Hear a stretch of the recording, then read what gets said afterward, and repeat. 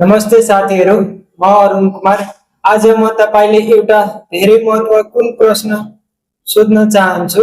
यदि तपाईले आज 10,000 रुपैयाँ शेयर लगानी गर्यो भने 10 वर्ष राख्नुभयो भने के हुन्छ? के तपाईँ त्यो पैसा 2 गुणा हुन सक्छ कि 10 गुणा पनि हुन सक्छ? विश्वका धेरै सफल इन्भेस्टरहरूले एकदम सिम्पल सेक्टर प्रयोग गरेका छन्। त्यो सेक्टर हो लङ टर्म इन्भेस्टिङ। आजको भिडियोमा हामी हेर्नेछौँ 10 वर्ष शेयर राखे के हुन्छ, कति पैसा बढ्छ, कति पैसा बढ्न सक्छ, जोखिम के हुन्छ, सफल इन्भेस्टरहरूले के गर्छ। त्यसैले यो भिडियो अन्तिमसम्म हेर्नुहोस्। साथीहरू, शेयर मार्केट भनेको के हो? यो एउटा यस्तो ठाउँ हो जहाँ कम्पनीहरूले आफ्नो शेयर बेच्ने गर्छ। जब तपाईँ शेयर किन्नुहुन्छ, तपाईँ त्यो कम्पनीको सानो मालिक बन्नुहुन्छ। यदि कम्पनीले राम्रो ग्रो गर्यो भने शेयर प्राइस बढ्छ, यदि कम्पनीले कमजोर भयो भने शेयर प्राइस घट्छ। यही कारणले शेयर मार्केटमा रिस्क पनि हुन्छ र अपर्च्युनिटी पनि हुन्छ।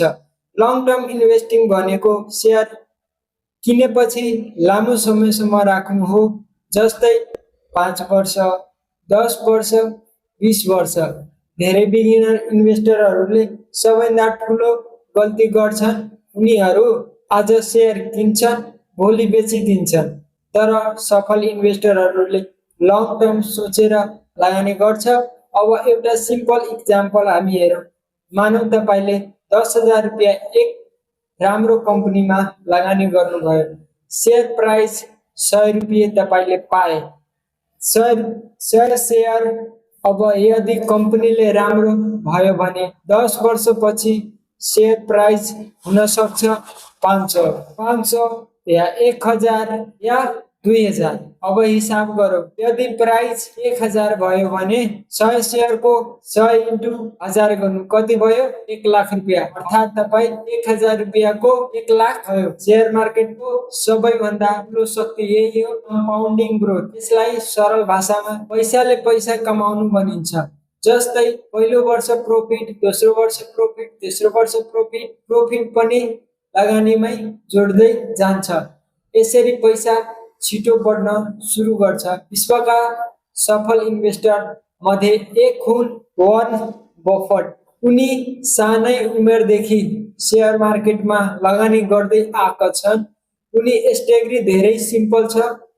उनी भन्छन् यदि तपाईँ 10 वर्ष शेयर राख्न तयार हुनुहुन्छ भने 10 मिनेट शेयर नकिन्नुहोस्।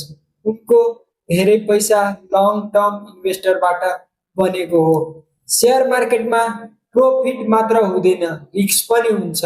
यदि तपाईले गलत कम्पनी किन्नुभयो भने शेयर प्राइस घट्न पनि सक्छ। त्यसैले शेयर किन्नु अघि कम्पनीको प्रॉफिट, ग्रोथ, मेजरमेन्ट सबै हेर्नु आवश्यक हुन्छ। साथीहरू, शेयर मार्केटमा सबैभन्दा ठुलो सेक्टर के हो भने फिटनेस।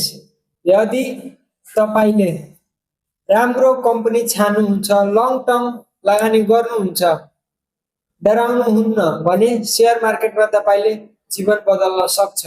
आजबाट सानो लगानी सुरु गर्नुहोस्। कुन थाहा 10 वर्षपछि तपाईँ पनि लखपति बन्न सक्नुहुन्छ। यदि भिडियो राम्रो लाग्यो भने लाइक, शेयर, सब्स्क्राइब गर्नुहोस्। लाइक, शेयर, सब्स्क्राइब गर्न नबिर्सनुहोस्। साथीहरू, धन्यवाद। Thank you for watching.